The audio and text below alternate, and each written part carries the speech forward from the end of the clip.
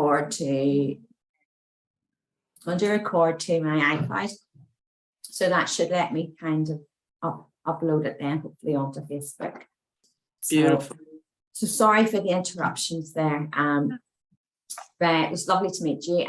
I was on holiday just there in June, and I met a lovely couple. You know, the lady didn't speak much English, but her husband did, and he was an energy. And he had been around the world to all the different temples and meditating. And I was just in awe. I was just listening to his stories, and amazing, amazing. Such a lovely man. My sister was actually born in Germany. So she was. So it's lovely to have you with me with us, right? Too. So it is. Carmela, am I pronouncing that correctly? Jane, are you there? Carmela's back. Ah. Hello, Carmela. I went and grab some water. Sorry, I'm a bit, yeah, I'm a bit distracted. I'm waiting for an emergency call. Somebody left a message on my answer phone and they haven't called back. So I'm really worried. It's about my daughter. No, she's away on a trip. Oh, that's it, typical. So I will put the mute on, yeah? Just call. Yes, certainly. You take that. Hi, Jane. How are you? Have we got Jane? She might be in and out. She might be in her office. Right. Oh, you know Jane? Yes, she runs a beautiful group here in Austin. All right. Well, she can join in later, voice. Yeah, and she wrote in the chat, I can join in by video and you can read that voice a little bit later. Yeah. Ah, perfect. She might have an appointment. So I'll introduce myself, and if anybody else comes on, then we can join in. I was that spiritual child, and for me it was very hard. I remember a lot about, and I have included a bit about myself in this PowerPoint that I've done, but I am a working medium. I always was that spiritual child. I give messages. I was very much evidential, and my spirit team, as we know, we don't get to choose. We came here already known and just having to do all that remembering. So as a child, as I grew up, I changed from evidential to physical. I still am evidential, but my physical is very different, which takes me back to my lessons that I learned in childhood. So I'll explain more about how I work as I go through the PowerPoints, but I do feel that when we are drawn to our journey, we're starting to remember, we're starting all that, it's starting to click into place, starting to why we're drawn to angels, why we're drawn to helping people, why we're so empathic, why we want this passion to change humanity, to make this world a world that we should be living in, full of love and light. And sometimes we miss all those signs that we were having from children growing up. And when I look back from my experiences, I realized, especially when I became a mother myself, I realized that we actually can help our children so much, so much. And it stops them from having this feeling of society not being accepted, my grandson is, he is 9 years old. And people tend to think, oh, is your child autism, and you've got maybe this and you've got that. And you maybe do have little traits of something. I'm not medically, so it wouldn't be for me to say, no, you don't. But I do believe that we miss a lot of the picture. We misdiagnose children sometimes. We see them as nervous, scared children. And at the time, it's very hard for that child. They lose themselves, they lose who they really are. And as us as grown-ups, we're going back. Well, we're not going back, everything's in the present, but we're trying to retrace then childhood, that inner childhood, and where were those lessons. But I honestly, full of heart, believe that we should always share our knowledge. We're here to help each other, to share our knowledge and to empower each other. As adults, as mediums, as healers, as mothers, families, care workers, we're here to empower each other. And by doing so, when we help our children in a spiritual sense, we're helping ourselves. We're breaking cycles that need to be broken, sometimes that we don't see, but that our children, our spiritual children, I did very differently our children to what my life was like. So I was breaking them cycles because they were all spiritual. So I firmly believe that when we start with young children, and you're fine, Camilla, when we start with our young children and we non-judgmental, and we make them feel and let them understand that it's okay to be who they are. It's okay to have that passion. It's okay to be different. Before I start the PowerPoint, my grandson is very much, as I say, they're touching autism with him, and he's not autistic. I know that he's not autistic. He's very much a child whose he's grew out of toys very quickly. He's an old soul in a young body. I say he's been here many times before. He's not into the reading as such. Everything had to be lined up. Everything had to be precise order. Everything at angles, different things. And people go, oh, he's got autism. I was like that as a child. But he's very spiritual. So I was going to bring him along tonight, and then I thought, no, I talk enough. He won't stop talking. So I thought, better not. But a little bit about how I'm working with our grandson at the moment. He really struggled at school, really struggled. He found nobody really got him because he liked different things. And he wasn't the big, rough, ready. He's very polite. He's still got that. He's got a very good mixture of the yin and yang and with him, of that energy. And he's very empathic. So they changed his school, my daughter and they changed his school, and he found people accepted him better. So he felt he could start to be him. So he knows everything about the solar system, everything. He could educate me on the solar system. And I said to him, very clever, and to know so much for this would be maybe been about 7 at that time.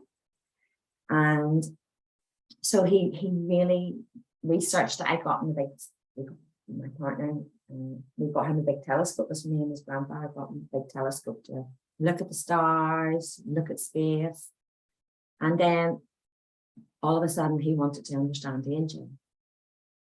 So he wanted to learn more about Angel.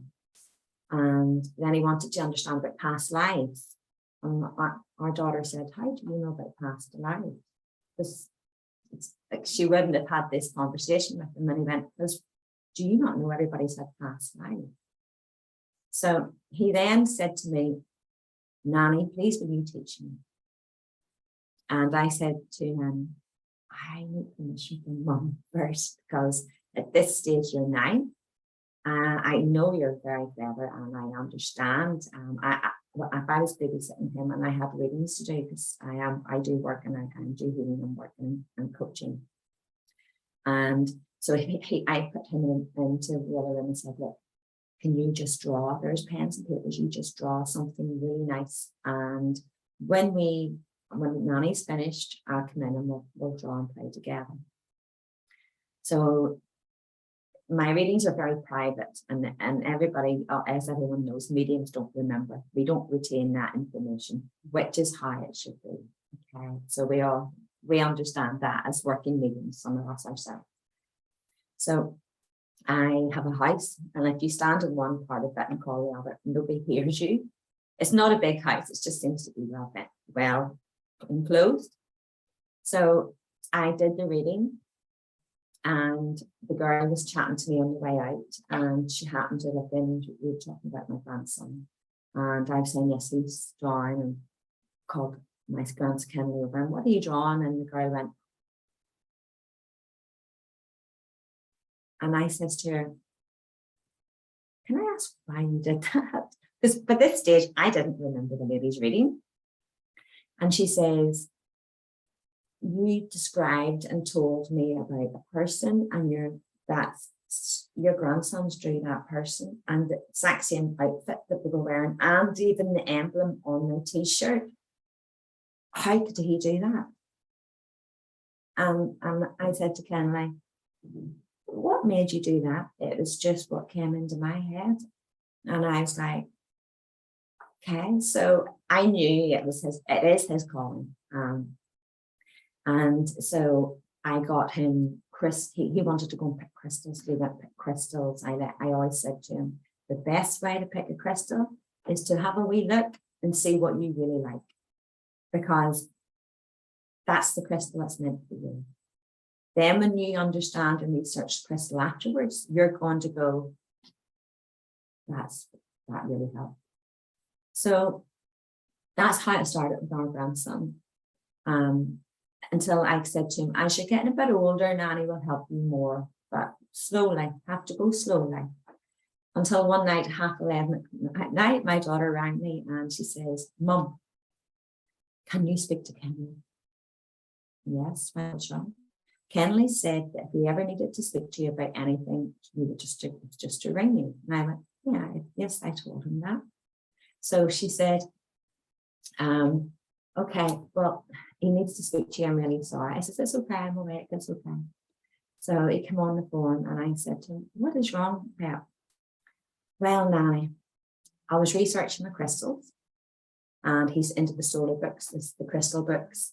I was researching my crystals and I picked an amethyst crystal. And do you know, amethyst is so good for your third eye and for your clairvoyance and your foresight. I was like, yes, it is. You've really been reading your book. And he says, is it okay, Nanny? I just need to check something with you. Is it okay? When I was meditating, you were meditating? When were you meditating? Well, I says to her, let me speak to Mommy a wee minute. So my daughter come on and I says, when was Kenley meditating? Well, he's made a crystal grid in his bedroom, Mum. And he told me that you come up and you light a candle and that's his space. And I was like, well, yes, that's true. So I lit the candle and told him he wasn't to touch it. It was to stay on the far side and to call me when he needed to blow it out. And she says, and we left him with this wee room, but told him that he needs something. Okay. So I said, put me back onto Kenley. So I says to him, so you've really been reading your book. So you've done a meditation, you've set up your crystal grid, you've done your candle. What is it that's worried you? I just wanted to ask, Nanny, when you're meditating, in your visions, hi, Margaret. Oh, sorry, my accent. So I just want to check with you.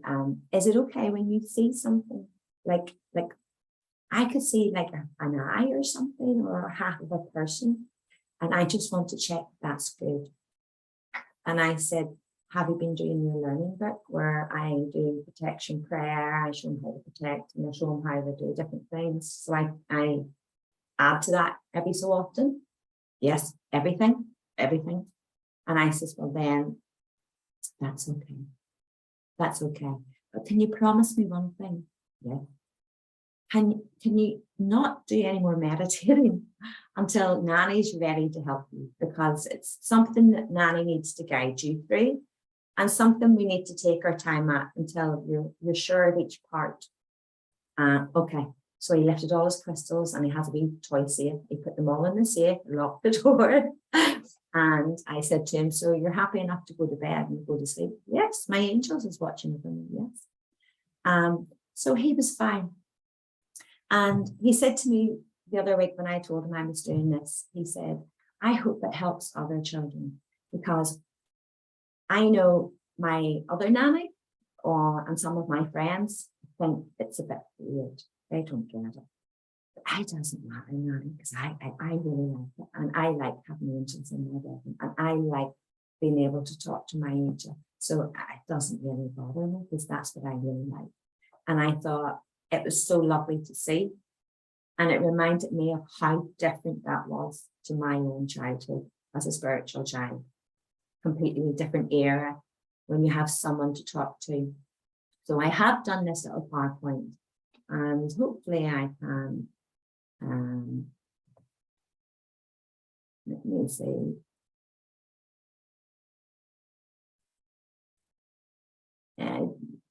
If I've got this wrong, let me see.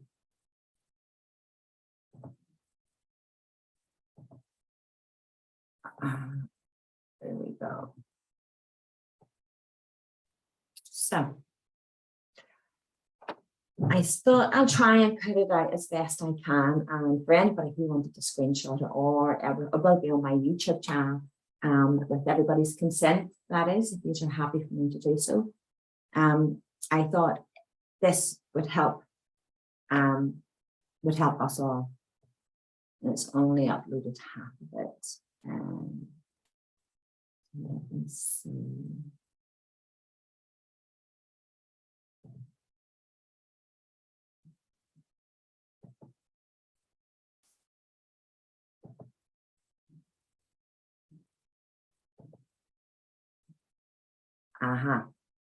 This is the right one. So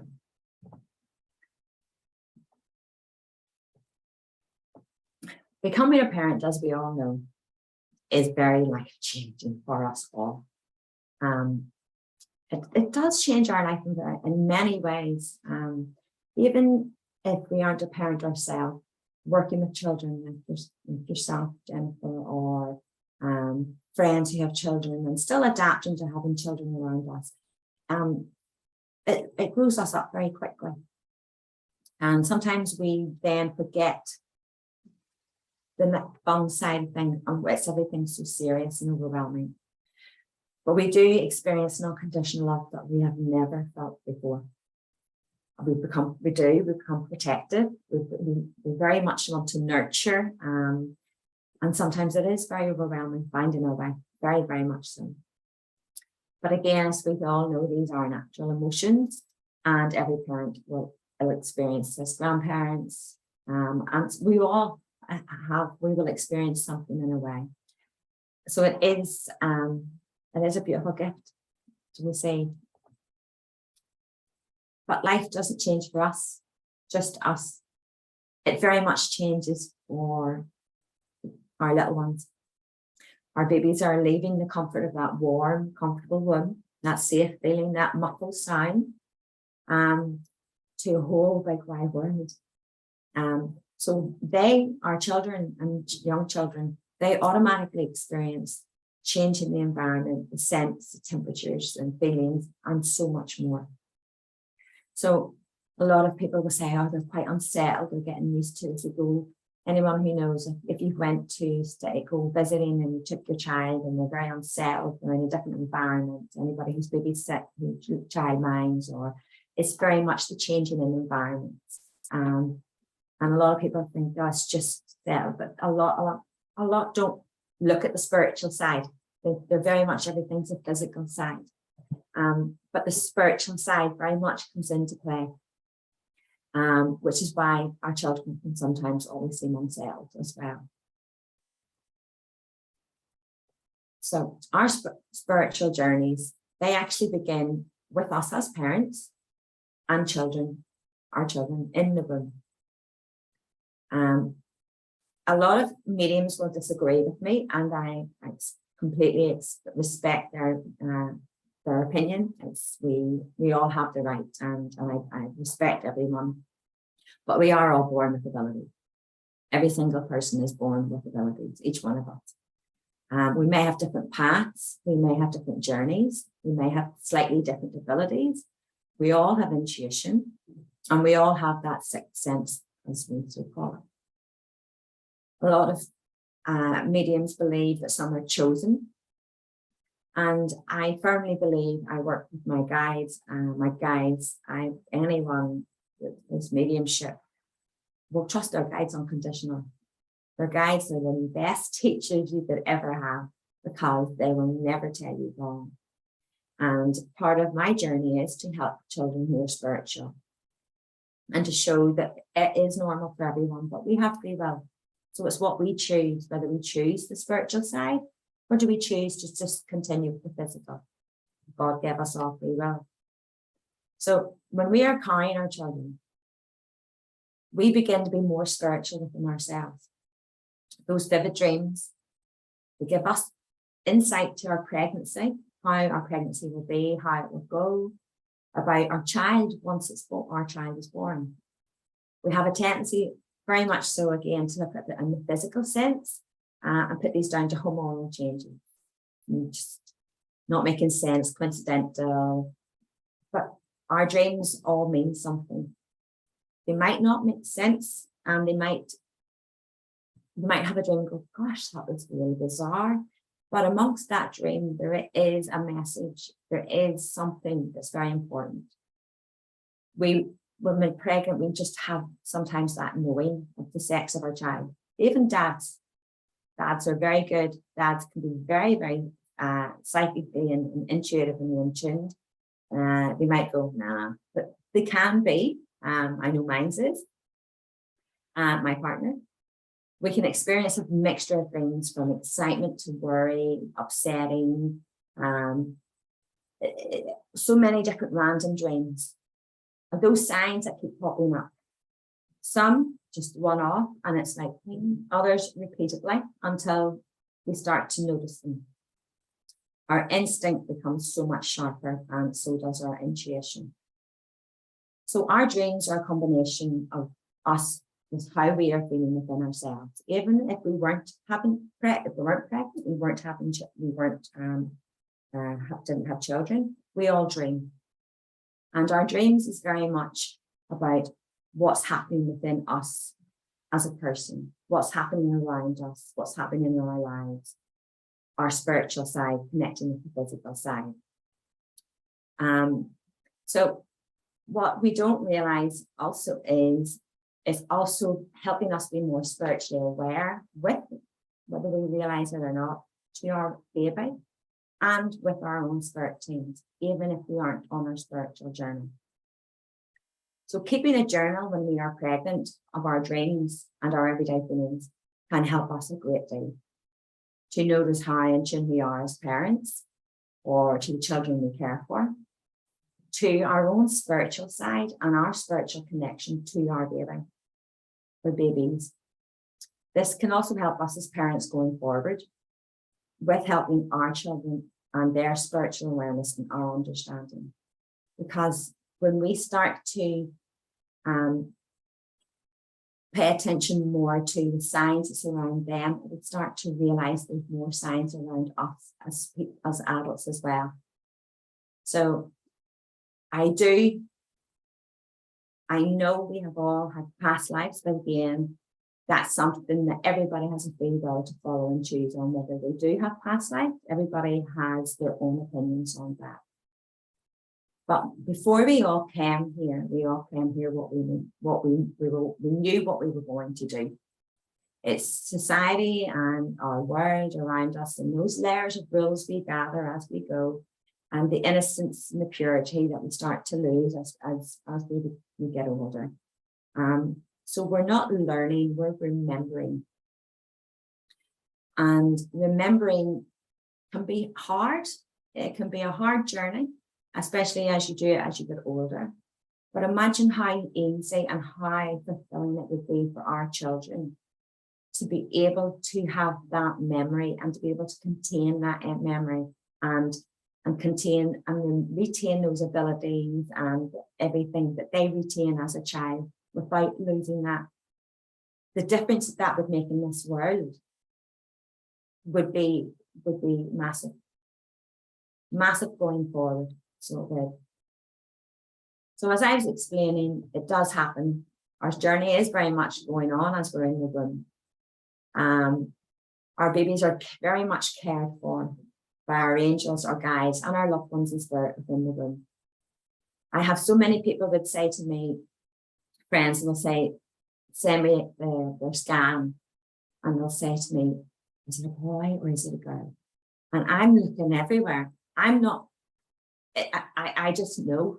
I'll either come he or she, I'll either start saying he or she, but I'm looking at what I can see around the baby because I know they're never alone. And these are just a few examples.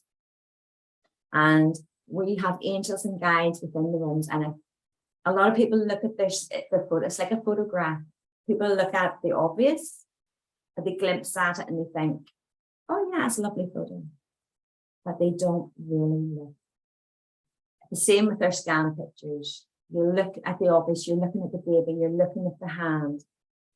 But a lot of people don't see the attention and being caressed and the love that that child is being supported with whilst the baby is in our room.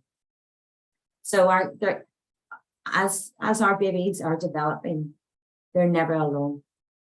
They're very much with their guides and their angels, ancestral guides, we all have our own spirit teams, and they are being very much cared for and looked after by their spirit team. So as parents, we want nothing more to see a happy child, a playful child, want them to be safe, grow up, and they are all pure and innocent as children. They're all pure and innocent as children. But as I say, I do not believe there is mistakes in life. I believe there's lessons and blessings.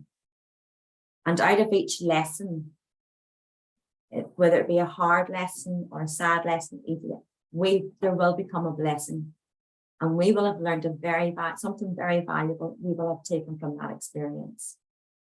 And it's lovely when you see all children and caring for animals out and holding hands and just the innocence in their eyes and the smiles. It is very, very, very lovely to see.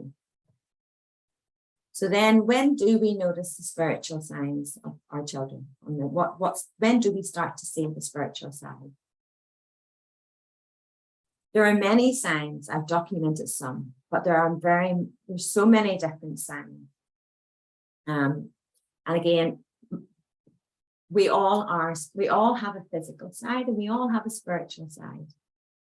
It's very much our free will. Most children when they're born are very spiritually aware. They have that innocence within them, that openness which hasn't been affected by the world, by society, by the rules, regulations, or anything like that. So you might see a young child giggling and laughing at something, and you can't see that, but that's very much caught that child's attention. The child is giggling and laughing. He or she is saying something that is not upsetting that child, is showing that child love, showing that child affection. Sometimes unsettled around certain people or places. This is because they're feeling and sensing the difference in the energy. They're empathic. They're children are very empathic. And as mediums ourselves and care workers and healers and whatever our job is, we all have energy. We all sense energy. We are energy. Some understand the difference in it more than others. Nightmares, bad dreams, vivid dreams, bedwetting, scared of the dark is all quite normal, because as we are in sleep state, our subconscious comes through more. And our subconscious does not have a filter. So what we think what we're doing that day, what films we're watching, what books we're reading, what we're hearing other children saying. It's all going up, it's all going up to the subconscious. But because our subconscious doesn't have a filter, it can come across when we're in sleep state, it can come across as nightmares, as a bad dream, because it's getting mumbled up. It's all getting mumbled up. Very shy. You can also be very shy when around people, even visitors to your family home, or when you take them out. They can be very, very much daydreamers. You notice, and they'll be into their own wee world, just daydreaming away. Loud noises, big crowds, a lot of like activity at times can greatly affect them. But we also find most spiritual children have a connection with animals. They have a special connection with animals. Even insects. Our daughter started with insects. It was like, she used to bring the spiders home from nursery, and I was like, we don't need to bring the spiders home because they have a place at nursery school, and slaters. And I was like, no, we really don't need. Until one day I went in and all the mothers were standing looking at me like this. And I was like, I'm sensing their energy and they don't seem too happy. And I don't know why. And the nursery school teacher said, I'm sorry, but your daughter has got, everybody has went and collected an insect to take home. And all the parents weren't too happy. So she started the trend. So she very much started at a very early age with the insects and everything. Nothing scared her in that sense. Imaginary friends. Family they might say, you know, grandfathers came to visit, or grandmothers came to visit, or great-grandmother that they could never have possibly met before. They can see and talk to them and describe them and have conversation. A lot of time we think it's our children, oh my gosh, over imagination, imaginary friends. Our daughter used to sit and talk to her one of our eldest. She would sit in front of the cooker. And I would say to her, what are you doing? Talking to my friend. Oh, okay. So I would have talked to her and listened to what they were saying and tried to understand the two-way conversation that she was having. And just because we're mediums, if spirit doesn't want that spirit, it doesn't want us to say it's making that connection with our child, we're not always going to see every spirit.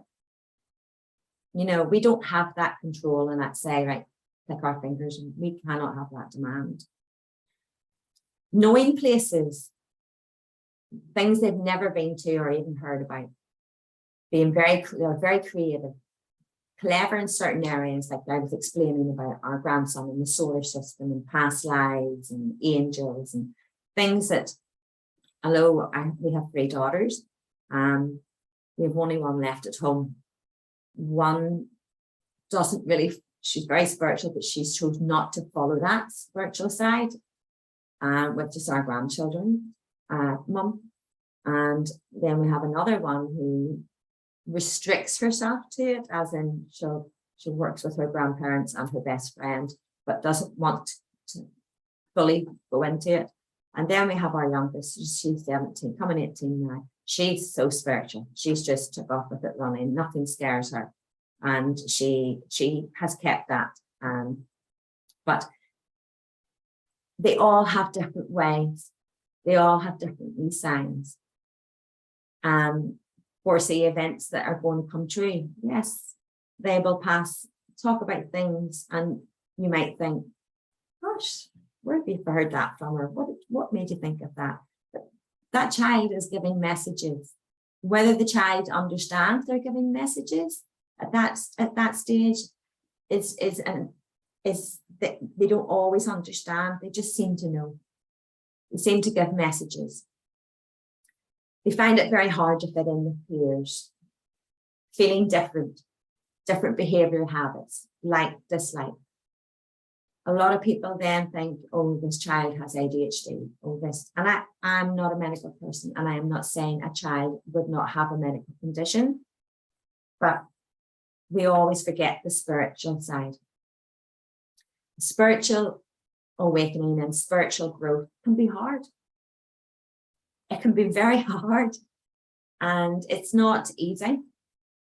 And so we're learning to adapt as children into the physical, but we're still experiencing spiritual. So it can be very, very hard in many ways. So I wanted to explain a little bit about myself. As a spiritual child myself, it was very, very hard for me. I was raised with my two sisters by my mum. Our mum raised us very well. She took us everywhere with her as a single mum, with very little money. Her social outlet was church. My mum grew up through church. She grew up through her faith as a child. She never left her faith. So my mum's social outlet as we were children were growing up was her church. We would have went to Sunday school, weekly church events. And I can remember in church feeling very intimidated as a child, sometimes, to be honest. We were told about God. We learned scripture, we were learning the Bible. But looking back, we were never taught about angels. It was about the scriptures and what you cannot do. And it was quite, as a child, for me, I find it sometimes very intimidating.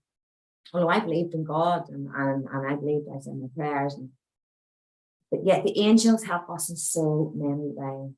We have so many different types of angels. We have earthly angels, not all heavenly beings, and we have earthly angels as well. We have guardian angels, and sometimes more than one. We have our archangels, and each archangel was given a specific job by God. They do many other things to help us, but they have a specific role and they help us with a lot of other things. Yet as a child growing up, I was not taught this in Sunday school at all. I remember being told about heaven and hell. I remember people, people would have got up and they were quite really, and I understand you have a strong faith. And they would, talk about, you must be saved again, you must this and you must that. We're all children of God. We're all pure of heart. We're all pure of love. We're all protected. So we are. But the more spiritual we become, the more protection we do need. So as the images and the wording, it was like I was explaining, it's the words you hear and the things you growing up as you hear. Our subconscious doesn't have that filter, so it's all going up there. So especially the images of the devil you would see in TVs and hell and all this fire, and we have a great imagination as children. We have our imagination. It can cause us very different pictures in our mindset, in our dreams, in our subconscious, to what we're being told and what we're seeing, remembering we're seeing it through a child's mind. And again, our subconscious does not filter. As a child myself, I could see and hear spirit. I sometimes refer to them as the shadow people. I also had imaginary friends, so to speak. My mum used to say, you're talking to your imaginary friends, and because she couldn't see them. But believe it or not, I got my gift from my mum. But my mum has seen her spiritual side as her faith her whole life. She hasn't been more open to it. So everyone thought it was imaginary friends. Why wouldn't they? Because they couldn't see them. So as a child, this left me feeling very scared, very vulnerable, and inside feeling very lonely and different. I was put down to a child who had an overactive imagination, that was shy and odd. No one understood me, and as I got older, I was scared of the dark. Being left alone, I was scared to go up the stairs on my own. I used to see a man in the attic. No matter how many times that loft door was closed, it always lifted a little tilt, and he used to look out at me. I even had my mum convinced to the stage where she would, I begged her to have my uncle come over. He went, looked around the attic. I knew they weren't going to say anything because they weren't seeing anybody else. And so they would go, no, there's no man in the attic, but he always was there and he would look out in the afternoon. Again, that's why I would describe him. But again, everyone put me down to that scared, nervous child because they couldn't see him. As adults, they weren't open to that spiritual side. They were quite shut off to it. They never harmed me, but they were always there around me and watching. So as a child, I felt I had no one that truly understood me, or that wasn't going to judge me for being different, or that I could actually talk to about my spiritual experiences. I had tried, and it wasn't that my mum wasn't interested, she just didn't understand. She didn't get that side. So I began having nightmares, sleepwalking, bedwetting, struggling to fit in with my peers, having dreams and giving information that somehow always came true, feeling I was so different from others. I've always get messages. Even right as a child, I knew they were going to move. I knew the number of our door. People used to say, oh, you must have overheard that. But no, I didn't. I was listening to my guides and what they were talking to my friends. As some of our guides, they grew up with us. So as we're children, they're children. And they're growing up with us. They're evolving like we evolve. So as I continued to grow up into teenagers and later an older child and into teenagers, I grew up and I stopped talking about my experiences. I very much went into myself, stopped talking about my dreams, my nightmares. I tried to shut it out, but in reality, it didn't stop me from having them. I just didn't want people to keep looking at me differently, or to keep saying, oh, she's never grew out of that yet, or, you know, I knew nobody understood me, so I felt there was no point in me keeping saying, because nobody was getting me as I was growing up. So I learned as I was an older child to keep my mind very busy, because when my mind was very busy, there was no quiet time, and it did help for a while.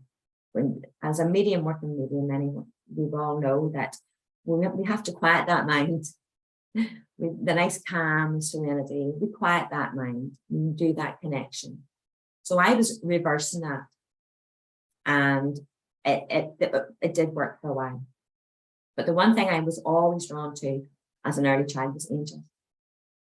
And my mum used to put it down to because of her faith, because we would come up through the church and we understood, you know, so she thought it was to do, and it probably was part of that too. I wouldn't say it wasn't, but they never taught me about angels in school, in Sunday school.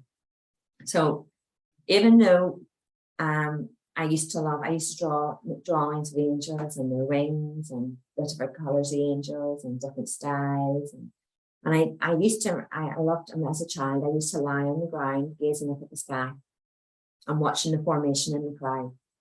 The sky shows us so much in the cloud. Our guides is there, our loved ones is there. They give us messages in the cloud. And this brought me a lot of comfort because I could see the angels in the sky and I could see they were watching over me. And the angels are truly beautiful. They truly are, and they're very much there to help us. So it changed for me when I became a parent, because I began to notice the similarities in our own children. And I remembered looking back and thinking, my child was very scary. And I didn't want that for our children. I did not want our children to go through the same fears and misconceptions and misunderstandings that I went through. Yet, strangely enough, my childhood prepared me as a mother. And I could help our children because of the experiences that I have been through. Because as a child, no one believed or understood me. I was still very lucky that I grew up through the church and learned to pray and understand that God was God did exist.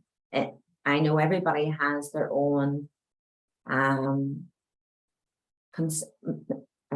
decisions and opinions, and that's entirely everybody's free will. It's not for me to say, this was this way, that it was this way for me. So I understood to pray, and I did.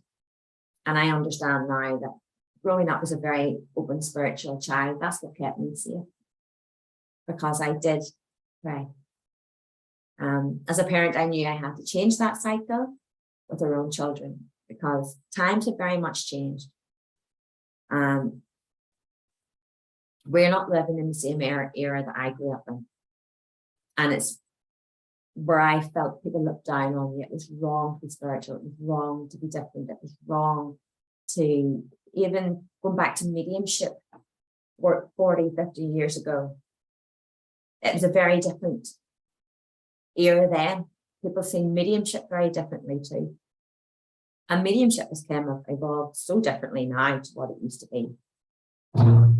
So I talked to them about God, talked to them about the Bible, and of course, angels and guides. I played games with them that they found fun and enjoyable. But we're also, in fact, grounding them. Keeping our children grounded helps us in so many ways. Even if we are not spiritual and we don't want to follow that spiritual side, in a physical life, without the spiritual side, grounding ourselves, it reduces fear, anxiety, stress, physical ailments, insomnia, relaxes them. It helps the concentration, the clarity, so much more. All our children are spiritual. So I helped our children, but I never pushed them, because again, it is free will. We will follow that side when we're ready. We can help understand them and we can help guide them, but it's not right to push them. It's important to allow them to pursue that direction when it feels right for them. We will all find ourselves when we are ready by helping our children grow up as a spiritual child. It also keeps their abilities strong for when they are ready to pursue that journey, because they're not having to do the same in-depth learning. They're already remembering, they're retaining, they're working with their guides. They're still understanding, but that's okay. They're like my grandson, he sees his guardian angel every night. He understands what crystals is connected to what planets. He understands now to quiet that mind.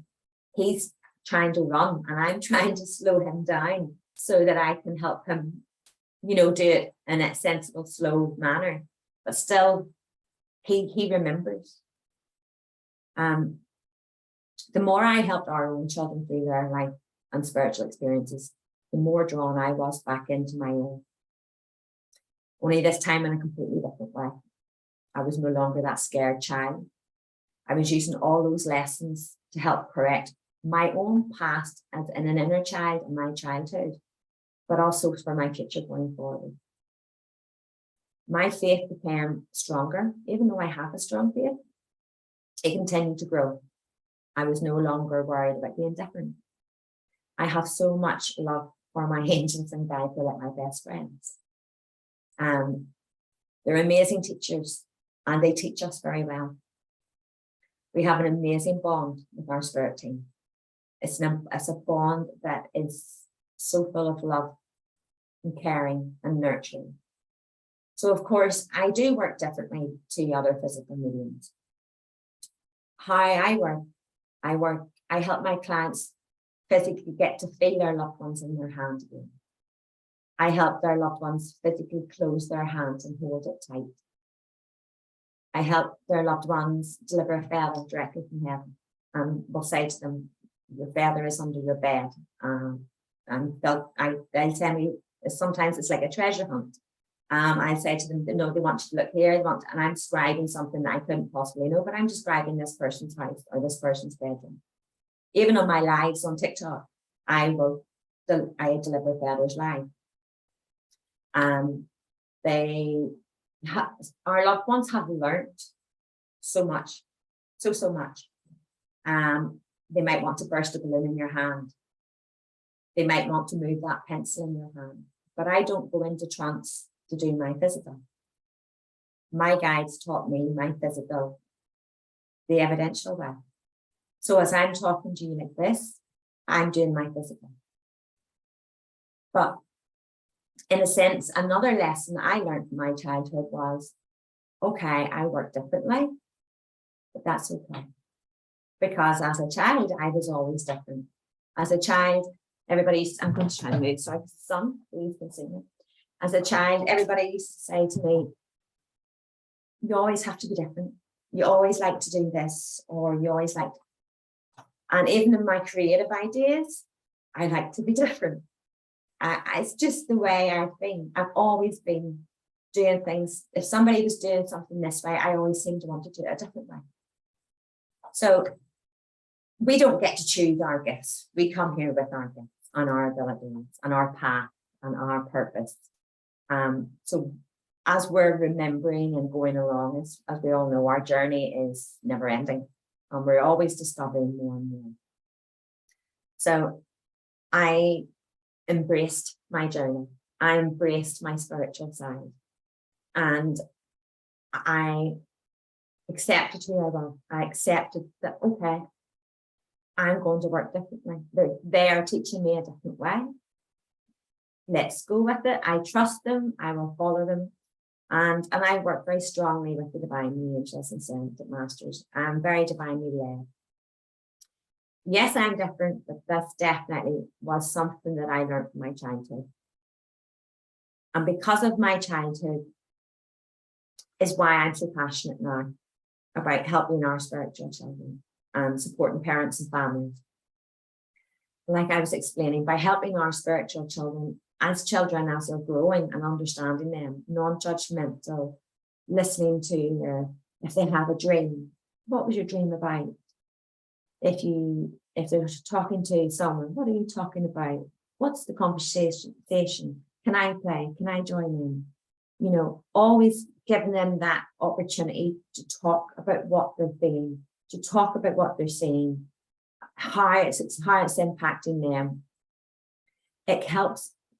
We can have, right now, our world is pretty crazy. There's wars, there's hatred, there's just so much going on in our world. Whereas when we help our children that are growing up, those next generations over generation, how different is our world going to be? They're coming from a place of love. They're not scared to be who they really are. They're not worried about being different. They have people that they can talk to that's not going to judge them and say, it's a wee bit, that's just your imagination, or that's silly, or because when we do that, we don't realize, but we're actually implanting things into a child that's making them feel different. It's making them feel like they're doing something wrong. And then children can get misunderstood. So yes, there's a lot of people who have been diagnosed as schizophrenic and lots of years gone by. A lot of those were spiritual people. A lot of people suffered and were misunderstood because no one tried, no one got them, no one wanted to say, okay, let's sit down, let's talk about what's your dream about. So how we react around our children and how we let them grow up to be free. And yes, we have to have rules and everything else. I understand that. I'm a parent myself, but we forget that inner child. We forget that within this as we're growing up. We forget that imagination. So the law of vibration. We all have a vibration. We're all made of energy. The laws. This is very true. Everything has their own, each one of us has a physical vibration. The lower our vibration, the more we're feeling with not ourselves, we're unhappy, we're sad, we're feeling misunderstood, we're feeling judged, we don't feel that we fit in, we're not happy in ourselves. The higher our vibration, we're happy. We can talk, we can sing, we can laugh, we can be us, we have people we can talk to. So how we react around our children, even if we're not spiritual ourselves as parents, but want to try and help understand our child, makes a massive difference in how we react and how we respond. As I was explaining, we're all energy, and how energy affects us and our children. We are all blending. Every person we come into contact with, we're blending their energy. Right now, on this Zoom call, we're all blending with each other's energy. So as I was explaining, our subconscious does not have a filter. So every thought, every emotion, every reaction, it's all going up there, but it's getting jumbled about and it gets mixed up. So for anyone who isn't aware of the chakra system, because I didn't get a chance to ask what everybody was doing. So our root chakra is our red, our safe, our physical chakra. That's what keeps us feeling safe and grounded. And we all have chakras, whether we use them, activate them, whether we think we don't use them, but they're all affected in how we feel.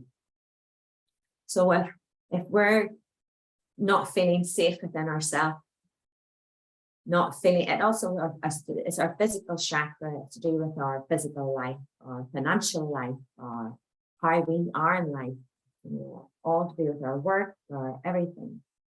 But it's also, if we aren't feeling safe, we aren't feeling where we are, it affects our root chakra, that base chakra.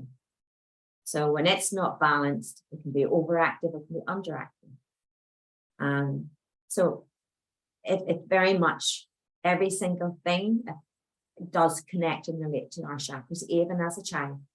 Our pets have chakras, our plants, our planet, Mother Earth has chakras.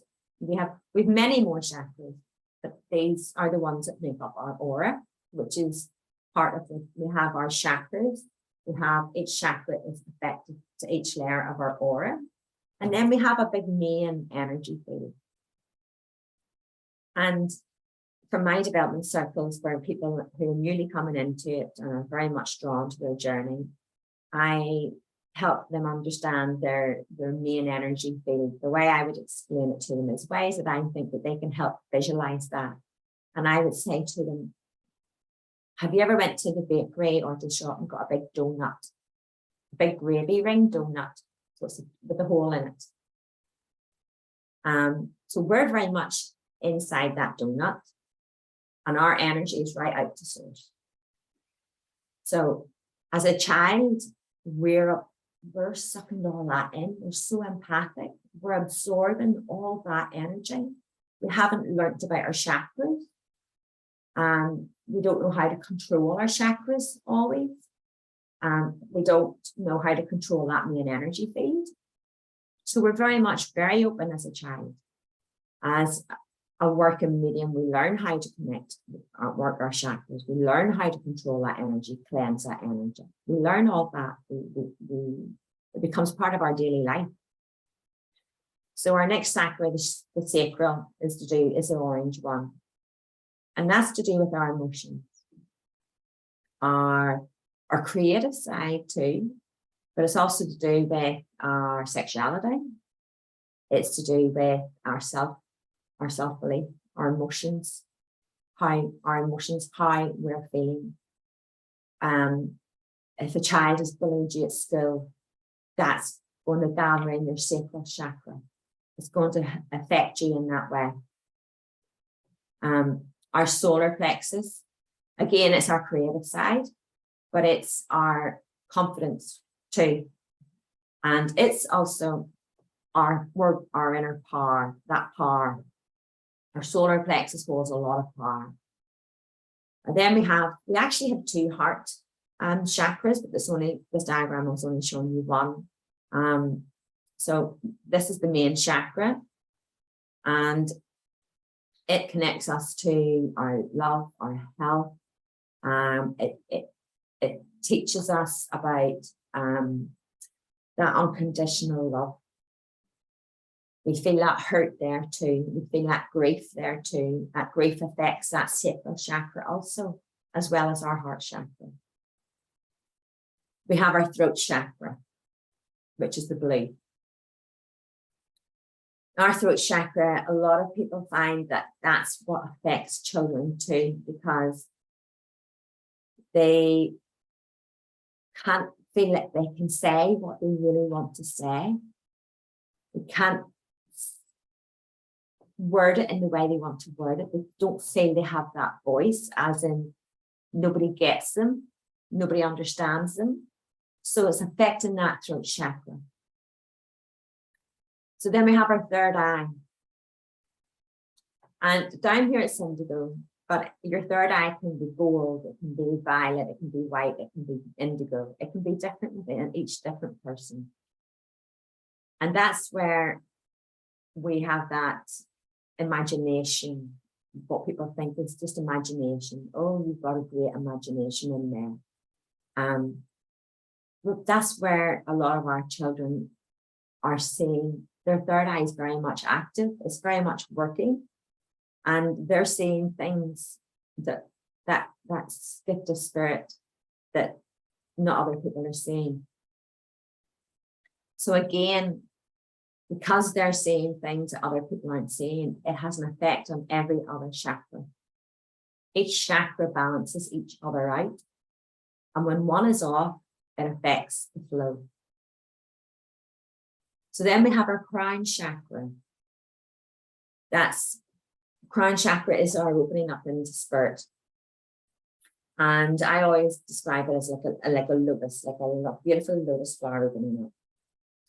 And a lot of children and people will say, they're a wee bit autistic, or they have, and they maybe medically have been proven to be, but they're very spiritual, a lot of those children too.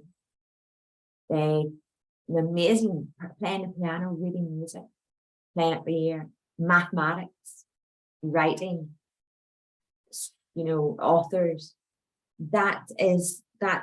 It's an amazing what they can do. But again, they're put down to, you can't do this, or you can't do that, but they can do this. But we all have the ability to make something of our life. We all have the ability to use every one of those chakras and use them to the best of our ability for each of us.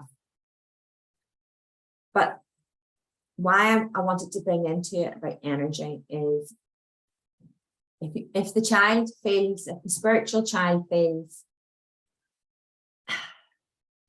nobody's getting me, the spiritual child is blending their energy with all those children in school. We're all blending energy. Our spiritual children are blending their energy in birthday parties, people's homes, family visitors, they're going to childminders. Everyone we come into contact with, we are blending energy. Each one of us. So as adults and working mediums, and we understand that. But as a child and someone who is closed off to that spiritual side, they don't necessarily understand that energy. That exchange in energy is constant. So we all do have a vibration. We all have our own unique vibration. Even our loved ones in spirit, when they come forward, they have a unique vibration to them, specifically to them. They have never changed. It's just this physical that's no longer there. Because without this physical, we're the same. We're no different. It's the physical that makes us look different. And society can make us feel different. So we are all the same. So energy very much is important. Very, very much in understanding our spiritual children. Because it affects us greatly. Even as adults. Even if we're not on a spiritual journey. Energy affects us greatly. So each one of our chakras, our main 7 chakras, is linked to a layer of our aura. And that aura is blending with other people's auras. It's picking up everything around them. And it can really, spiritual children are very sensitive. Children are quite sensitive. And I still maintain and believe that all children are spiritual. They have that pureness about them, they have that imagination. And they, a lot of times, are just very misunderstood. So how the energy negatively affects us. As parents, I don't think there's one parent that can't say, even me, that maybe hasn't come in from work or something's happened and you're like, oh, stressed. I need to get half an hour out here to go and grind. I understand that. I work spirit. I work with that. But not everybody does. So when you walk into a room of people and you feel so uncomfortable, maybe you're not on a spiritual journey, maybe you don't understand. But straight away, their energy is blending with your energy. You're picking up them vibes. You're picking up that their personality, everything that's in their energy. If they're having rise with their parents or if they're having fights with their friends, everything is building up in that energy. It's continuously. So it just continuously builds everywhere they go. It's just going into their energy. Maybe as a parent, you have been in great form. Your partner or relative comes home from work, has had a really hard day at work. Very soon you're feeling that too. Very soon you're feeling that tension. Very soon you're feeling that like, oh. And it can be hard. Again, as a working medium, I understand that. But again, as just parents who aren't on their journey or on the spiritual side of things, don't understand that because they're not working with energy. They're not working in the spiritual sense. So as parents, life can be so stressful. Maybe an argument or if you're feeling upset, our children are around us. What we feel, they feel. When we're having a tense day or a stressful day, they're feeling that. If we go to the supermarket and there's people and they're pushing past you, they can really be quite abrupt or, as adults, we just to brush it aside. Sometimes we don't, sometimes we absorb that energy and we bite back. But as a child, we don't. As a child, everywhere we go, as adults, everywhere we go, we are affecting. Even in nature, we're blending with the nature, we're blending with the tree, we're blending with Mother Earth. We're blending our energies in all different forms, in all different ways.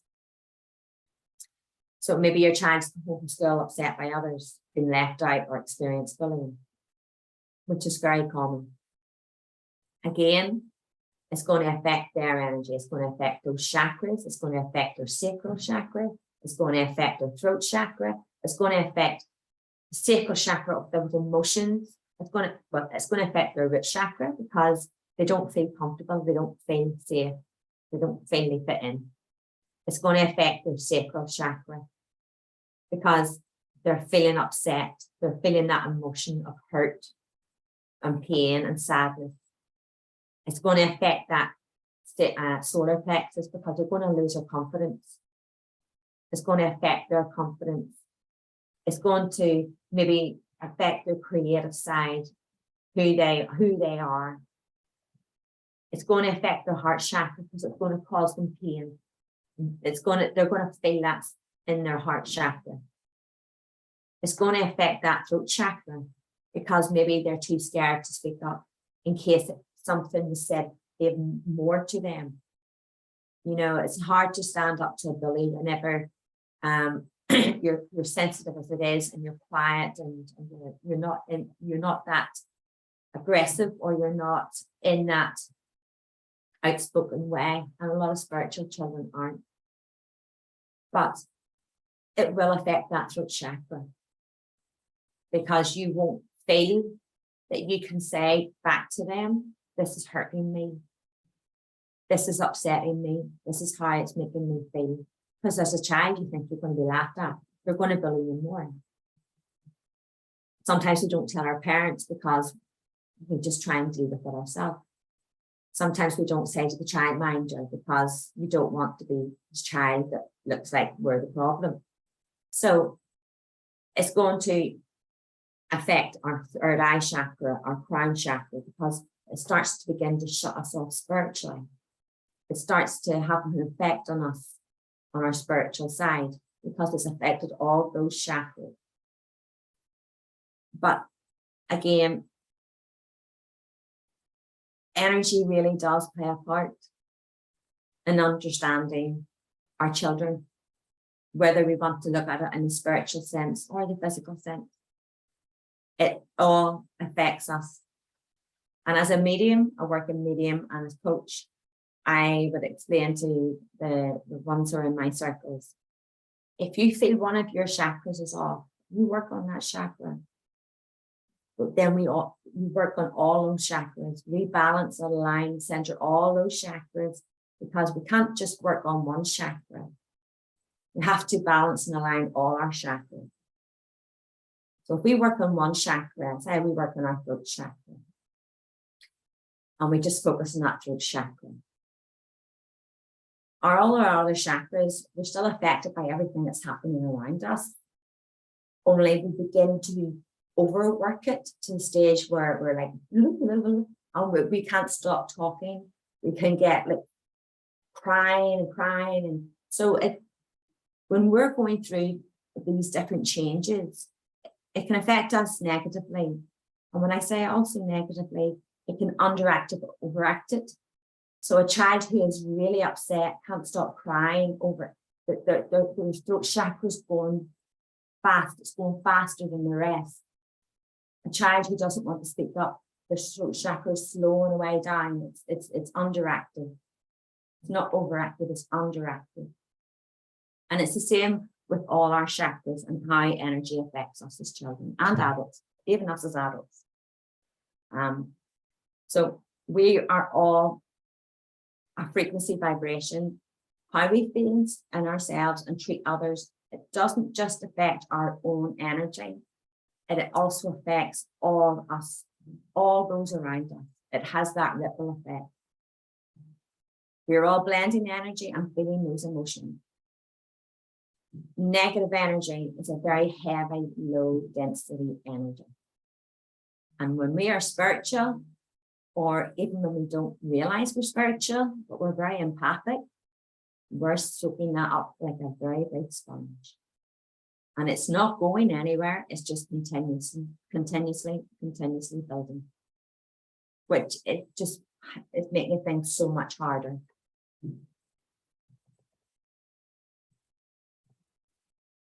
So the effect of positive energy has on us. We feel great. We're happy. We're in a good place. It helps us both physically and spiritually. When we are in the right company, with the right energy, everyone feels connected. We can play, we can make up imaginary, as a child, we can go and we can play hide and seek, we can play, we get on with other children. We are in the right mix of children and we understand that. Sometimes there's children who don't understand what way you are or why you're feeling the way you are, but they will try and help you. So they're trying They're the right energy, and they're trying to help you with who's absorbed all that wrong energy and doesn't know because of the situations and experiences that they've been going through. So spending time with our children as a family, doing things together, making memories and lots of laughter, that makes great energy. It keeps us safe. Straight away, that root chakra is starting to feel safe. That sacral chakra is bringing happiness. That emotions, that love and emotions and carrying emotions and happy memories. And our solar plexus, we feel comfortable in our environment. We feel comfortable with the people around us. That heart chakra, we feel that love. We feel that unconditional love. Our throat chakra, we can be ourselves. We can make those games up. We can talk to her, and we can just say what we're feeling. And then our spiritual side, the third eye, of crying, it's not so out of balance that we're struggling to just understand. It's not shutting that down. It's helping us retain that spiritual side. We're blending energy, but in a good way. We feel comfortable. We feel we can be ourselves. We gain the motivation. We want to go to school. We want to go out with friends. We feel uplifted within ourselves, which ripples to those around us. We don't worry about other people's opinions. They don't begin to, when we understand, we have someone who understands us. Like I was explaining, my grandson was explaining to me, it doesn't matter that my friends aren't into crystals and aren't into angels, but that's okay. And so it's just because I really like it. And he has found friends that aren't into his thing, but accept him for who he is. We are confident in our own bodies. We feel supported. We don't feel judged.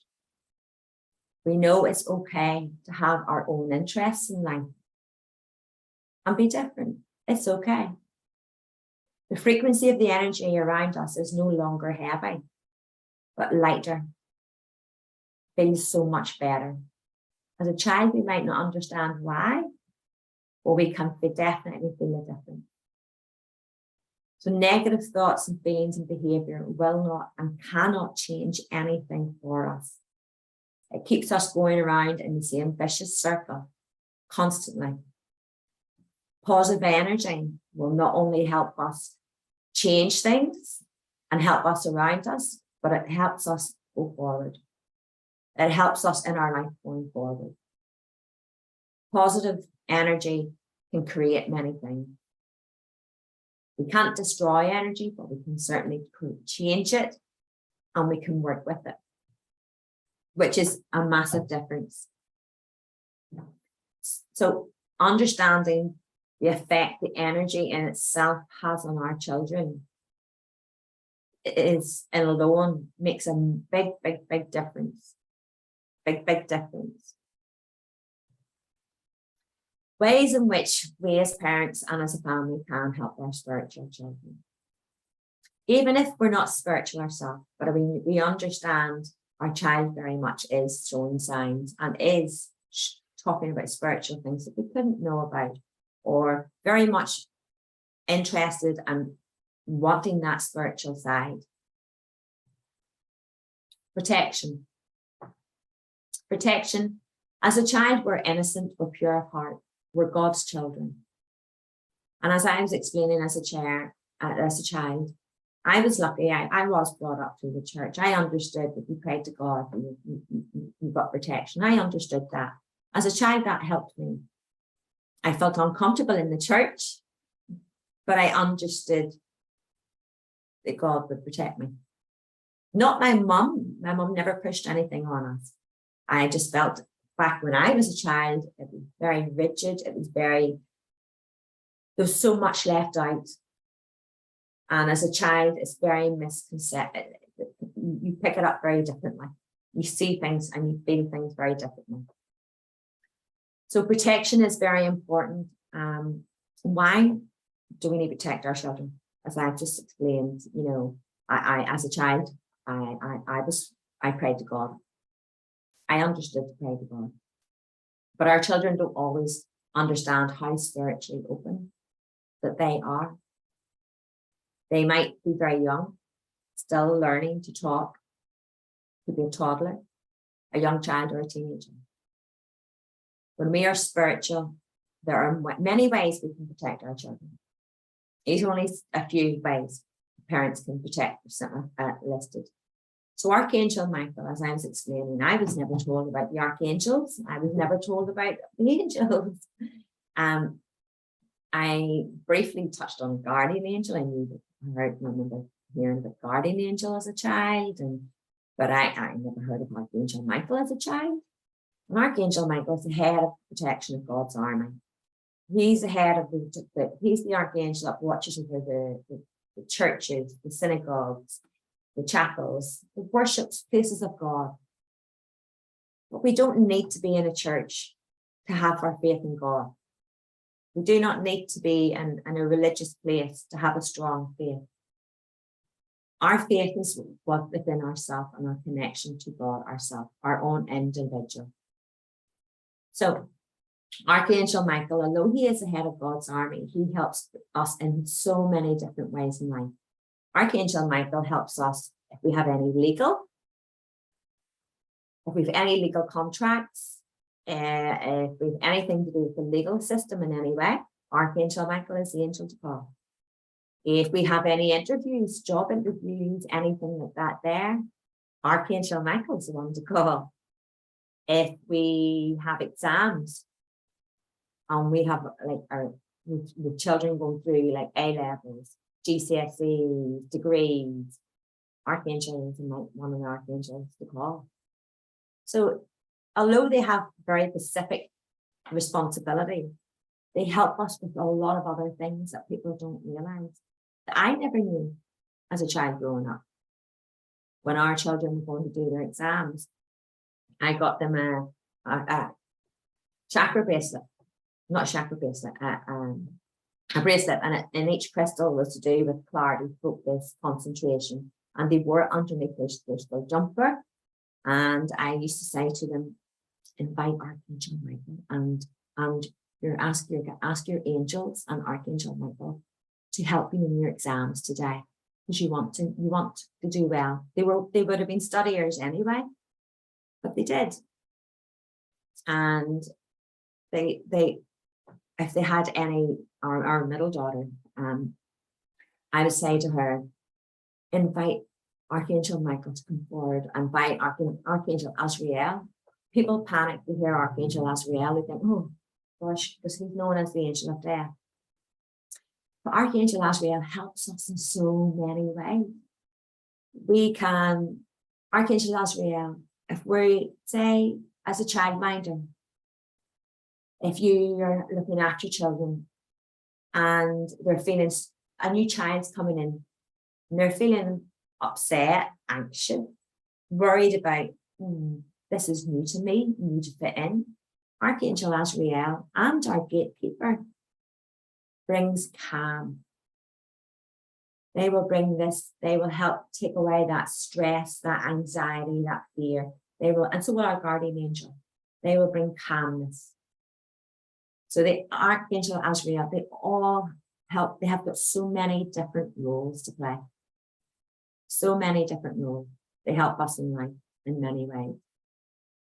I would actually have to do an event just on that alone, because they help us in so many ways that it would be impossible to go through them all tonight. So prayer, as I was explaining as a child, that's what I did. It is a very powerful tool.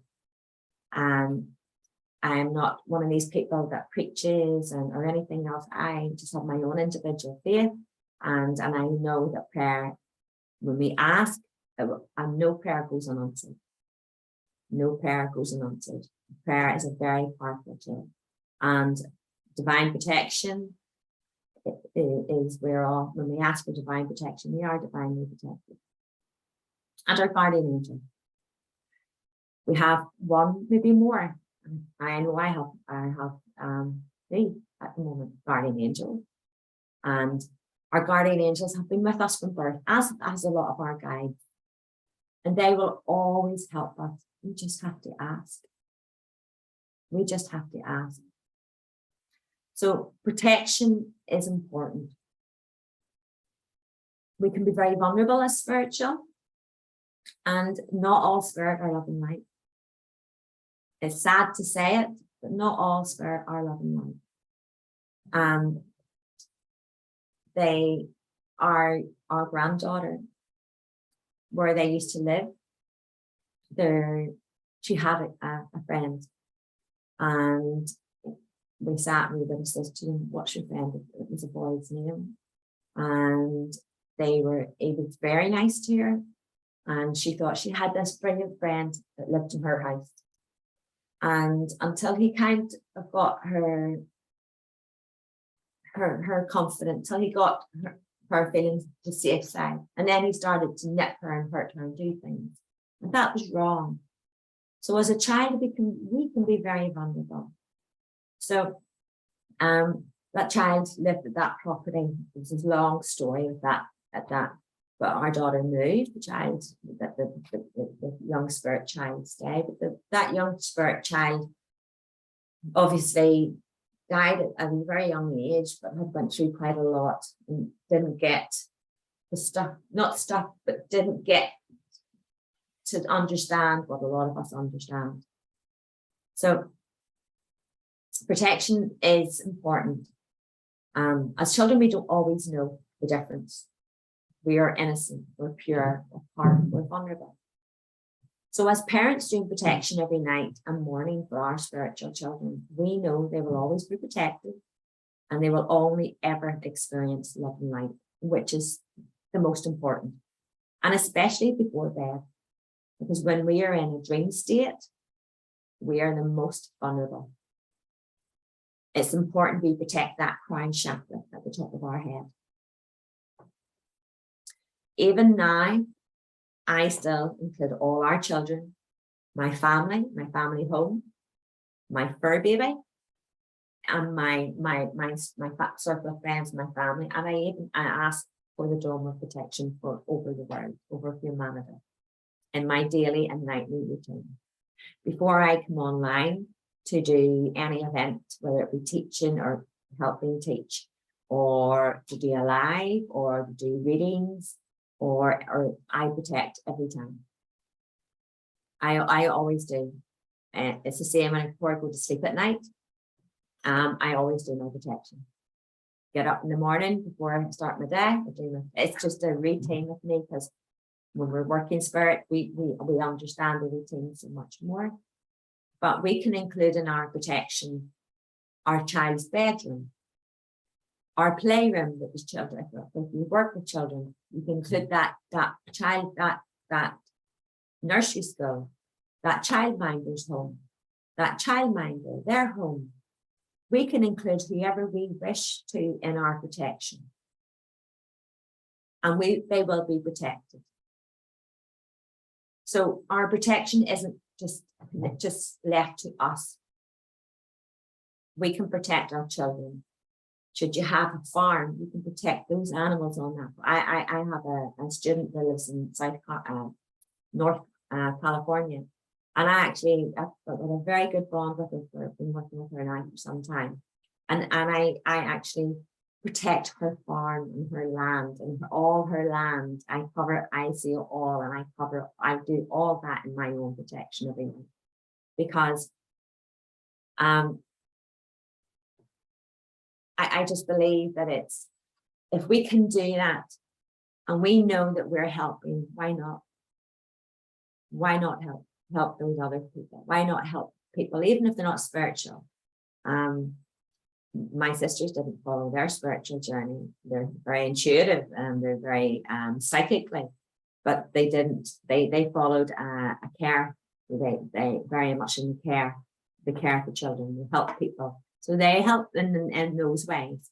But again, I include them in their family homes and their children, and I include them in my protection, because I know that I have strong faith, and everything we do as a spiritual and medium, or but it's through intention. We know that intention. If we believe, it's true. It's only when we start to doubt. When we start to doubt, we're putting that negative thought up there. We're doubting what we're asking for ourselves. So we always keep a strong intention, but we can definitely do protection for our own children. So I tried to make this in a way that I could explain it if there was people who weren't very sure about different ways of protection. When we want to protect our children, our family, our children we're teaching, our nurseries, or people that we want included. When I say visualization, I will have students come into my circle and they'll say to me, I can't visualize. And I'm going, you can. I can't visualize. And I will say, okay, close your eyes and relax. Can you tell me what a red rose looks like? You know what a red rose looks like. You've seen them in the garden. What's the red rose? And suddenly they can see that red rose in their mind's eye. So then I say to them, right, can you see a double-decker red bus? Things that would have been in there. If they lived in London, I would have talked about stuff that would have been going around London. If you lived on a farm, can you picture that tractor that you have in that shed? If you're a teacher, can you practice? Can you picture with your eyes closed? Can you picture that drawing table that you have in your child in your nursery room? So things people feel, oh, I can't visualize. But when the mind's eye, we actually can. If we were to close our eyes and we have children, we can picture what those children look like. We can close our eye and remember maybe what they were doing that day. So that's what we're doing when we say visualize. And by visualizing, as I said, we can include all our family members, our fur babies, our family home. We can even include their individual bedrooms. It's what you wish to do. But why I say, I personally always go when I'm teaching my students, and when we're on a spiritual journey at the beginning, it can be very daunting. We doubt ourselves, we question ourselves, we overthink things, we think, oh gosh, you think all things. So when we are going to sleep at night, we can do the divine protection, and God will protect us because we are connected to source. We are all connected to each other. We are like the tree of life. All those roots and that tree and all those branches, we're all connected to that tree in some way. We're all connected and linked to those branches to each other in some way. So when I have people coming into a development circle and they're only beginning and they're only finding their way, I know the easiest way for them to be confident and to be sure is to put something sealed. Because then you're sealed in that. Your crown chakra covered in. You're completely sealed in that. So you can picture, if a snow globe is easier for you to picture a snow globe in your minds, but picture a snow globe, Christmas snow globe, any snow globe. A glass jar that's sealed has a lid. A pyramid that has a bottom on it. A glass dome. Whatever you imagine, whatever you visualize, whatever is the easiest for you to picture in your mind, it's always sealed. It has a bottom.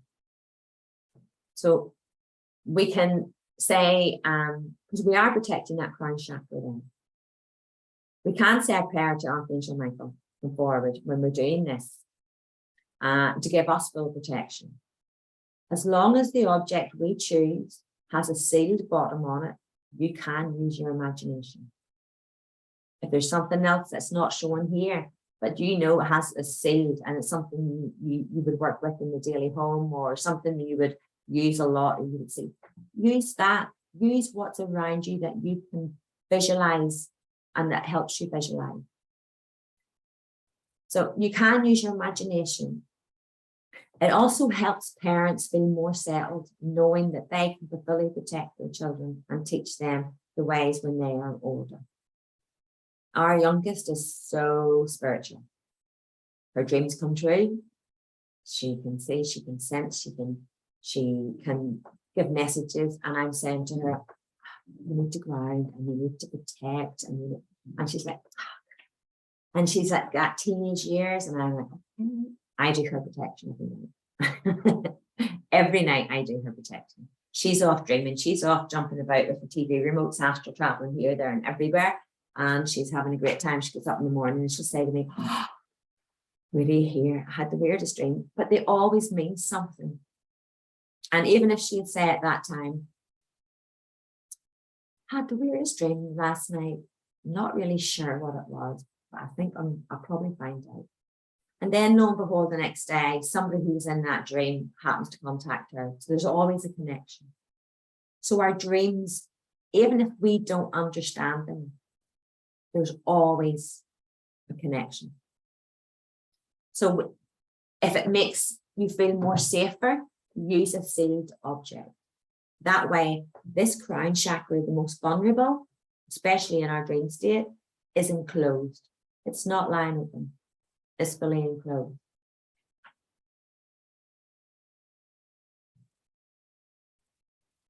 So this is a prayer that I typed up to, as an example, for Archangel Michael.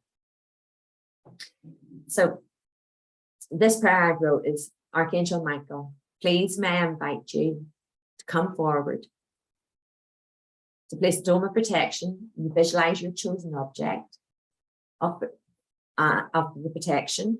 You visualize your children, and say their names, your partners, your home, your fur babies, who all you want in that. And you just picture them all one at a time going into that object. So we are completely sealed within the dome of protection. Should have been from, but I wrote born, from any negative webs, cords, or attachments who are not love and light, have not been invited, should not be here, and no longer serve our greatest, highest good for all. You can take a photograph of that, any of these slides if you want. You're very welcome to. I will be putting it up on my YouTube, but if it's something you want to have a photo of, please do. You're all very welcome at any time. You can also invite Archangel Michael with his sword of light and shield to please cut, release, and remove any negative energy from your child's name, so your child around you. You can include their bedroom. You can ask them, Archangel Michael, to use his sword of light and shield to go into their bedroom and remove all negative energy, webs, cords, attachments, corner to corner, inch to inch. And he will do that. So that we remain positive vibration, carry no dense energy that no longer serves our greatest, highest good for all. I always give my unconditional love and gratitude. I'm very, the spirit is very respectful to me and us, and I always give my respect back to them. So not only have you asked Archangel Michael to protect your children, yourself, or your family members, you have also asked Archangel Michael to cleanse your daughter, your child's energy, your child's room, your home. You can go ask for every room in your home. You can ask for your car. You can ask for your garage. You can ask for the place of work. Whatever we ask, and include in our protection, we will be given. So this helps our children greatly as well, as it keeps us clear from absorbing other people's negative energy from around us, and it helps cleanse their energy also. So all that energy that we've been building up in school and like out in the playground and in the supermarket, we can actually help them clear some of that. So we can. And that alone helps. It really helps. Our guardian angel. And we have several guardian angels. But we can invite our own guardian angel and our children's guardian angel to please watch over them throughout the day and night whilst they sleep. Our guardian angels help us in so many ways. We can ask our guardian angel to help us stop from having bad dreams, and they will help us.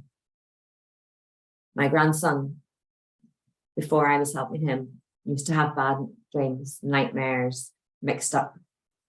And I said to him, why don't you ask and speak to your guardian angel when you go up to bed? Just whatever, you can just talk to your guardian angel the way you would talk to me, or the way you would talk to your mum, or so just, it doesn't have to be all this prayer perfect. Talk to your guardian angel and ask them, would they be able to help you stop having these bad dreams? And just talk to them like your friend, because they are your friend. And he did. And he's never had a bad dream since. Just like when we get children dream catchers, it's the subconscious. We're training that subconscious. But our guardian angels will help us. We can ask them to watch over us, to keep us from harm when we're out playing. We can ask our guardian angel to help wake us up when we need to go to the toilet through the night, to help us from stop wetting that bed, to help us train that subconscious, to train our bodies. So we actually can, our guardian angels help us in so many ways. We just have to ask and believe in what we're asking. We can ask our guardian angel to help waking us up on time to get to school. Even parents going to work. I do it all the time. If I've had a really late night, I've been doing a live, and maybe I do a lot of my lives at night because I have a lot of international followers and clients. So I like to give them the opportunity to take part because my life is always free. I never charge for anything in my life. I've never done. I believe we should always give back. So everything to do in my lives is completely free. I don't do the stars. I don't do the. My lives is free, and that's my giving back. We should always give back. So if I've had a really late night on TikTok and I'm not finished to say maybe it's going to finish at 11, but don't finish to 12. My lives, I'd maybe do 3-hour live on TikTok. By the time I come off and clear my energy and grind to do my protection and sort my, do my wee ritual. And by the time I'm getting ready to go to bed, I maybe know I'm up for 6:30 in the morning on a school run. And if I don't, I'm like this, my alarm goes off and I'm just trying to find it to hit it off. I'm still half asleep. So I would say to my guardian angels and my guide, please can I ask you, will you waking me up early in the morning so I have time for a cup of coffee and I'm wide awake and I'm not all half asleep. And sure as a button, they'll wake me up and wide awake. And they will help us in many ways. We just have to ask. We just have to ask them and they will help us in so many ways. Again, if we're not into all the different archangels, we don't understand all that way the different archangels help us, we can ask our guardian angel to help us from feeling nervous, anxious, or worried.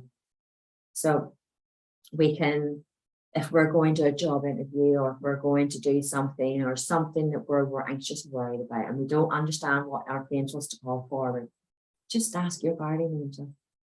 Please, will you help? I'm feeling anxious. Maybe don't know why. Can you help me feel a wee bit? Can you help take that anxious, that stressy feeling away? And they will. They absolutely will. So we can talk to our guardian angels at any time, and they're always there to help us. They will keep us safe. They will never be afraid to ask for us for help. Just ask. They will help us in all ways. So then again, prayer. Prayer is a very, very powerful tool. We can pray for divine guidance. We can pray for protection so that we're only ever coming into contact with love and light. It does state in the Bible that all these little children come unto me. Whether we are one for praying or not, whether we have a strong faith in God and his divine protection, it's up to our own individual choice. We must remember to show respect and trust if we're asking God We're asking for his protection. Our words and actions must be of true heart and always good intention. God will always protect our children. They're also God's children, as we all are. So I understand not everybody maybe has their strong faith or is interested in prayers, but we can work with our angels and our guardian angels.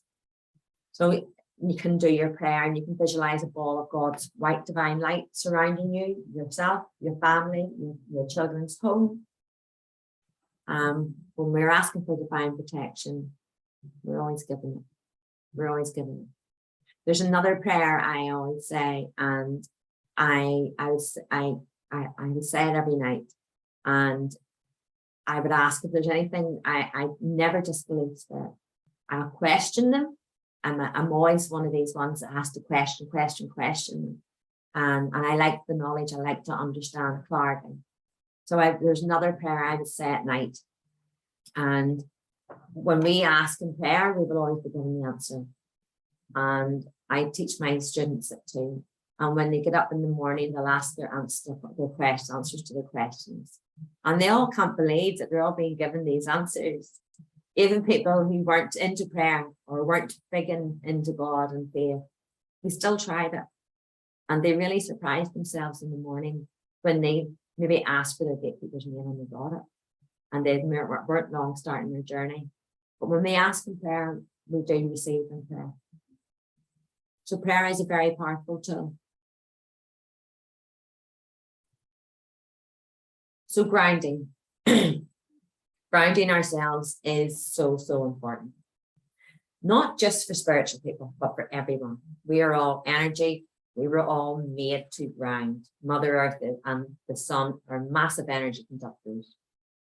As mentioned earlier, grounding, it helps us massively. It helps us feel safe, prevents inflammation, the stress, the anxiety, the nervousness. It relaxes us, it prevents insomnia, it helps us feel centered, balanced each day, gives us energy and balances our energy if we have too much. It can also help us if we have too much. It helps with our concentration, our clarity, our focus, increases motivation, stops that couch potato scenario. It makes us feel happy and content and ready to face the day. There's lots of different ways we can ground ourselves. And as children, these are some of the easiest ones. As an adult, breath work alone grounds you. But helping young children as they're growing up, it's not as much fun and it's not so easy to understand. So walking in nature, along the beach, in the woods, among the trees, grounds us. Swimming grounds us. Playing outside in nature. Dancing. The moment I'm doing the Macmillan August Dance Team Challenge for Cancer to raise funds for cancer. So I'm dancing about this house for 20, 25, 30 minutes every day. And it doesn't just ground you, it helps you feel good. It helps lift those vibrations. It helps raise them vibrations. Hugging a tree, yes, this really works. A lot of people might look and go, you're holding on to Mother Nature. You're absorbing the tree's energy. The tree is absorbing your energy. Trees are earthly energy. They really do ground us. Letting your children help with the garden, weeding, potting plants, just getting their hands into that soil, working with plants, working with nature alone really helps. Drawing, painting, being creative is very therapeutic to us. And because of that, we're grounding ourselves when we're doing that. We're letting that logic side of our brain go. The subconscious is coming through. We're relaxed. We're feeling balanced. We're feeling centered. So even having it in the children be creative actually grounds them. It really helps them in that sense. So those are a few ways that we can help. So as saying, playing with sitting on the grass, playing with the trees, being in nature, swimming with your friends, being in the pool, going to walk on the beach, picking and just paddling along the sand, planting, doing a bit of gardening, out walking as a family, having fun, just playing in nature, being creative. When you're being creative, the subconscious is coming up, the subconscious is coming through so much. We're relaxed, our body's relaxed, we're centered, we're balanced. We're just in our own wee place and we're happy and content. We're not stressed. And you may find after a child has sat and done some painting and colouring in, that they actually feel they're settled more, they feel happier. So being creative and artistic actually helps us ground our children ground, even us as adults. Games. I play this with my grandson. I played this with our children. This is a great game to play with children. It makes it fun. And we're letting them use that imagination, which is important. So make it fun. Use that imagination. Pretend to be a tree. Your body is that trunk. Your arms are the branches. Your feet are where you grow your roots into the ground. See who can grow the biggest tree, the best tree. What's your tree like? Who can stand the stillest? Whose roots are going to go deepest into the ground? How far down is their roots going to go compared to yours? What does each other's trees look like?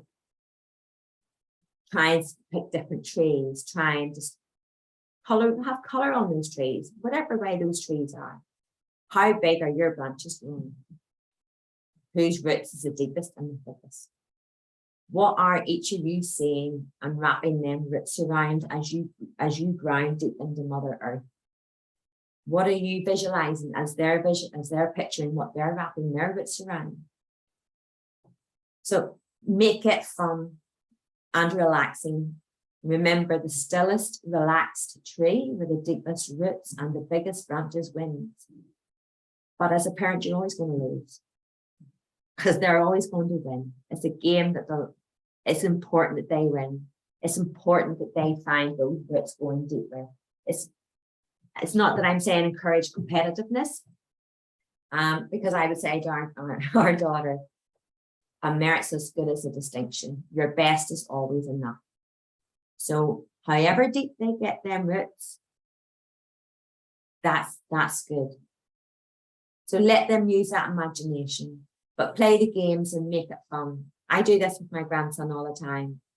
And I tell him to focus, just relax, breathe nice and relax. No, nice, just breathe nice and relax, normal.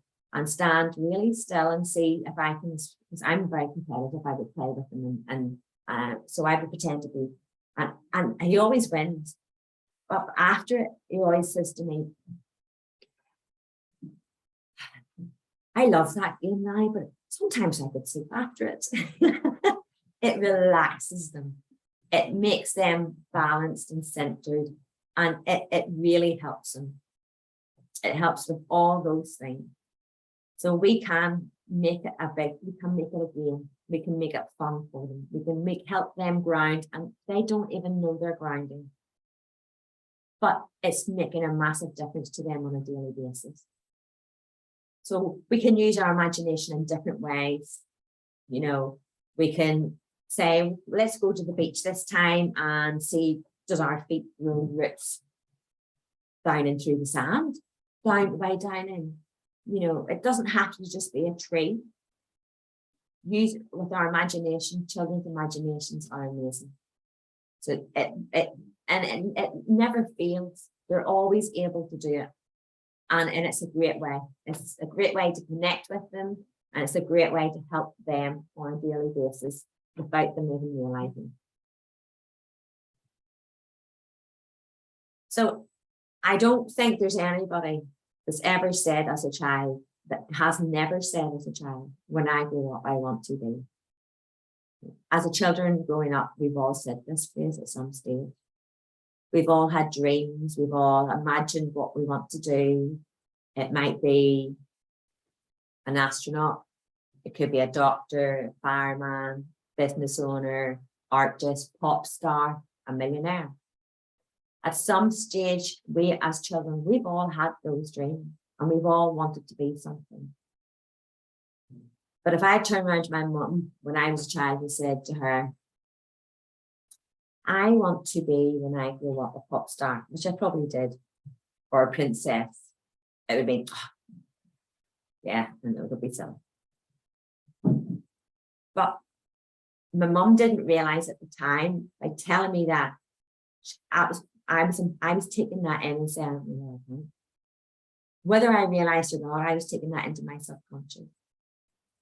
So with our children, I've told them, you follow your dream. You can be whatever you want to be if you put the work into it, and that's where you want to go. The only person is stopping us is ourselves. We're the only people that puts the limitations on ourselves. Our youngest daughter, she's fantastic at manifesting. When she was in P3, she said to me and her dad, I want to go to Glenlola. And I was like, sounds like a serial. What is that? It's an all-girls grammar school. Okay. I know you're in P3 and you have another 4 years to go. But if that's where you want to go, you work hard and you'll get there. She went to Glenlola. She wanted to do dance. She's been dancing since she's been 4. She wanted to apply for the London Ballet Company. We said to her, okay, we will apply for every company you want to apply for. But in life, we don't always get yes, yes, yes. For sometimes we will get a no, but it's not because we weren't good enough. It's because there was something else we meant to get. So always remember that too. So she said, okay, but I'm applying to the London Ballet Company. She applied and she got into the London Ballet Company Associate. So then she came through her GCSEs, she worked hard, she's done her dance since she's been 4. She said after her GCSEs, I would like to change school. And I was like, okay, what school would you like to change to? So she decided she wanted to change to a private school. And I was then, okay. But she manifested that and she got that. Because we didn't tell her she couldn't. So she knew that she had to put that work in herself. If that's what she really wanted, that she would achieve it. So really, our imagination and dreams can affect our future. And that is why our imagination is very important. Because as children, we have great imagination. We dream of what we want to be and what we wish to become. What we're actually doing is planting those seeds. As we grow up and they come to fruition and blossom, we're manifesting. As children, we don't understand it. As parents, sometimes we don't understand our children are manifesting and we're telling them opposite. So as we grow through our childhood, we begin school, we move to big school. We're taught rules, which in life are important. Sometimes we forget, but that we have that inner child within ourselves also, and we have that imagination. We did have, and we still do. Yes, keeping our children grounded, safe, well-mannered and understanding. Life consists of rules, whether it be house rules, school rules, work rules. There is something we all face, but there's nothing in life is impossible. There's nothing we cannot achieve if we put our mind to it and believe in it. Children are the best at manifesting if we let them. Never lose your inner child. Never. As adults, I've just turned 50 a week ago. And in my head, I'm still 21. I still like to have that fun. Life should never always be so serious, because when that becomes so serious and so strict, we've lost that inner child. And that's what's so important. So whatever they're visualizing as a child, okay, maybe they're not going to be that astronaut, but they're planting seeds, they're growing up, they're using their imagination. It doesn't mean to say they won't go and work to do solar systems, scientific, you know, it can be connected. So help them embrace that imagination. It all starts with our thoughts and our thoughts, our actions, and our process. So we're never, ever too old to manifest our own future going forward. Even my age, we're never too old, and we're never too old to have that inner child. So life is very much the blank canvas. It is what we make it. So we can help our children journey through life, support them in that physical as well as the spiritual, because both work tangent with each other. As parents, we can help our children keep that inner child growing up. Yes, they will gain responsibilities like us all, but we never lose that inner child. And we aren't scared to follow our dreams. Sometimes as adulthood, we lose that confidence in ourselves. We're scared to go out of our comfort zone. We're scared to follow that dream. But when we encourage our children to follow their dreams, they will follow their dreams, and it will lead them to where they're meant to be in their path. Our spiritual team will always guide us through life, helping us all the way. They know our path and will always keep us right. Being spiritual, we all have that creative side in some way. Even the colors we're drawn to, our favorite colors we use in our artwork are all relevant, because they help us understand many things about not just our children, but about us. When we're drawing pictures, what colors do we tend to use the most? Because we're connecting them to our chakras. It's giving us insights to how we're feeling as a child. Type of pictures we're drawing is giving us insights to how that child is feeling within themselves. Our children draw messages, they draw pictures. It could be their guides, it could be what they're saying. So it's all connected into their colors. It's very, very plausible. So we are all connected physically, mentally, emotionally, and spiritually. Our mental side it links in with our emotional side. Our emotional side links into the mindful side. This, the spiritual side. Our spiritual side links to our physical. They all work in tandem. And if one is off, it can affect more. So each one is intertwined with each other. By balancing and helping and understanding, we are helping our children in so many ways. We're helping them mentally, emotionally, spiritually, and physically. But we're all the same. And this applies just grown-ups too. It all has a ripple effect. So as one person is struggling in one area of this, that has a ripple effect to who's around them, which then has a ripple effect to who's around them. So everything we do has a ripple effect. So I know the others had to go, but it's been really good chatting tonight and explaining why I'm passionate about helping children and why I see a big future for our children who are spiritual. Because when we understand and can see so much more, we can help them.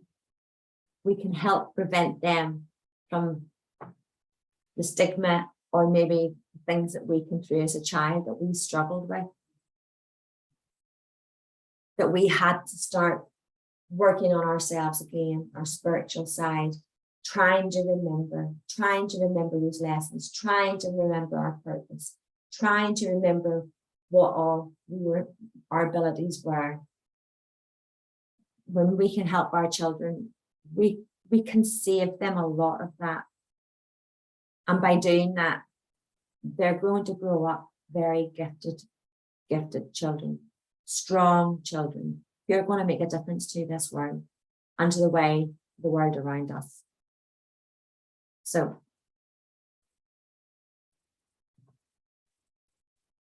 I hope that some of it has been helpful tonight. I hope maybe that I've been able to help in some way. Is there anything that I can help with? Any questions or anything you want to talk about experience-wise, or anything that I could help with?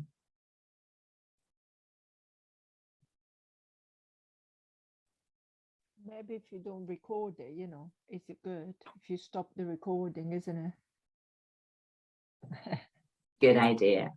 So we